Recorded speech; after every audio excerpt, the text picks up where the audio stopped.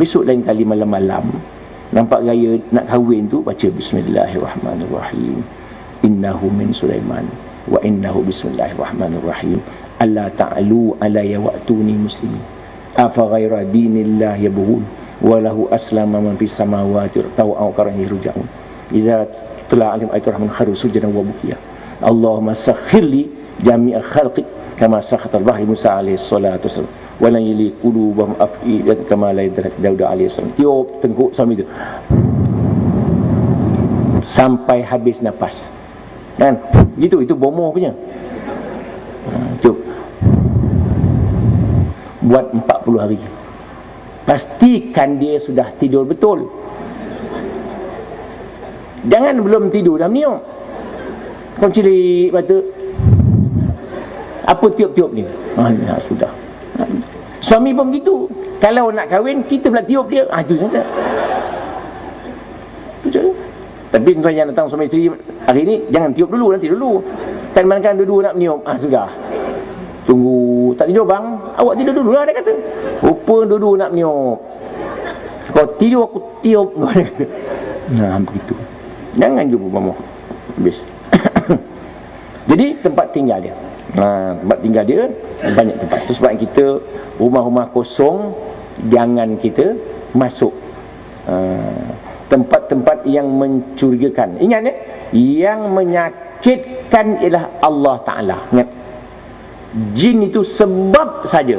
Oleh orang tua-tua dulu kalau demam, dia buat tangkal ketegur. Tahu tangkal ketegur? Buat begini, ambil kunyit belah dua, letak ni tengah langkup, buat itu, sap lagi. Satu tentang, satu terangkup. Ini ketegur ni. Dia ambil kunyit tu, sapu sini, sapu sini. Baik pula tu. Itu yang percaya tu. Ini meramal namanya. Tak boleh. Jin kalau tegur kita apa, dia tegur, apa salahnya? Yang salah kita kadang-kadang terlanggar kawasan dia. Kita buat tu seperti pergi highway, budak-budak nak buang air kecil, jangan biarkan buang air susu hati. Baca dulu salamun ala nuhin fil alamin. Dia pun cabut lari, kita boleh buang air situ. Jangan tiba-tiba buang terus. Jin duduk tepi anak beranak, relax tepi tu, tidur tenganga mulut rap masuk mulut dia. Itu yang mengamuk kawan tu. Itu teknik dia. Jangan suka-suka. Itu sebabnya kita, jin ini dia ada badan, ada fizik dia, ada jisim dia ada. Ada material dia ada. Mana kalau kita baling dia kena. Itu sebab kita dilarang membaling batu di waktu malam. Takut terkena mata hantu, buta orang tua tu. Jangan menjurus air panas ke bawah. Macam kita ada rumah kan, rumah kita bocor, jurus air. Takut jin tengah merangkak bawah, kena air panas melompat dia.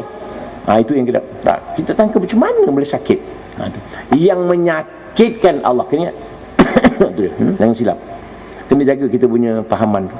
Terus kita kalau pergi kuil, mengapa kuil Hindu tak boleh usik? Apa hebat kuil Hindu tu? Pasal kuil Hindu itu banyak jin. Jin seluruh Malaysia berkumpul di situ. Pasal dia sembah sangat. Jin ni bila dia sembah, suka sangat, dia kena sembah. Tu yang dia ikut cakap kita tu. Jangan diusik kuil Hindu tu. Ada kawan kita seorang, dia pergi kuil Hindu, dia main mata kuil Hindu, dia golek mati Hindu tu. Buta mata dia. Yang membutakan mata dia Allah Subhanahu Wa Taala. Jin itu sebab kepada buta, dia lempang mata kita, buta lah. Tapi yang membutakan, sebab kita kaedah kita, nasi itu bukan mengenyangkan, dia mengenyangkan Allah Ta'ala. Nasi itu adat saja.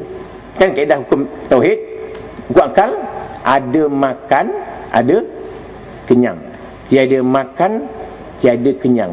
Ada makan, tiada lapar. Ada lapar, tiada makan. Boleh lapar tu? Itu adatnya. Ada makan, ada kenyang. Jarang orang tak makan kenyang. Ada ke?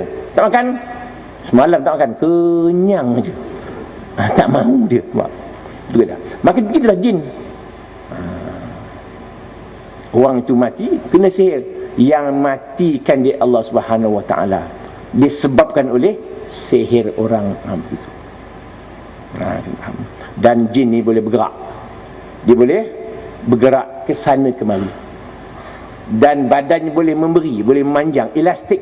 Tu. Jumpa di sini, lari pun tak guna. Tak guna lari. Terlari ke sana, badannya boleh panjang, sam sana pula dia. Boleh. Atau dia sendiri pergi. Dia boleh pergi ke sana kemari, dan dia punya teknologi dia pun laju. Teknologi dia pun tinggi pada kita. Dia boleh bergerak dengan pantas. Jin boleh bergerak dengan pantas, dan dia boleh membesar, mengecil dan merupakan makhluk yang lain. Dan bentuk dia pun macam-macam. Pendek ada, tinggi ada, gemuk ada, besar ada. Orang Melayu pandai. Pendek digelarkan toyol, tinggi hantu galah, besar hantu raya, boleh menyurutkan orang hantu kopek. Pandai je orang Melayu ni. Itu kelebihan orang Melayu. Jembalang lah, polong, macam-macam. Dalam Arab ada ifrit yang hebat, boleh angkat bangunan tinggi-tinggi, dia boleh angkat. Itu dia. Dan dia boleh menyerupai makhluk yang lain. Dia boleh menyerupai ular.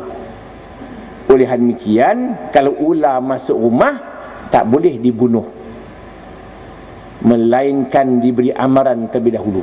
Masuk ular, relax. Engkau ular ke engkau jin? Kalau engkau jin, keluar sekarang. Cakap putih tak apa, get out. Faham ular tu. Kalau dia tak tahu je, okey. Yang kedua, kau jin atau ular. Kalau kau jin, keluar. Dia bertenang juga. Ya, last kopik, jin atau ular. Ada setengah ulama naklah tunggu 3 hari. Lagi berat kita. Kalau 3 hari demam di rumah, demam asal ular tak keluar. Kalau dia keluar, jin. Kalau dia tak keluar, ular tu boleh bunuh. Tu.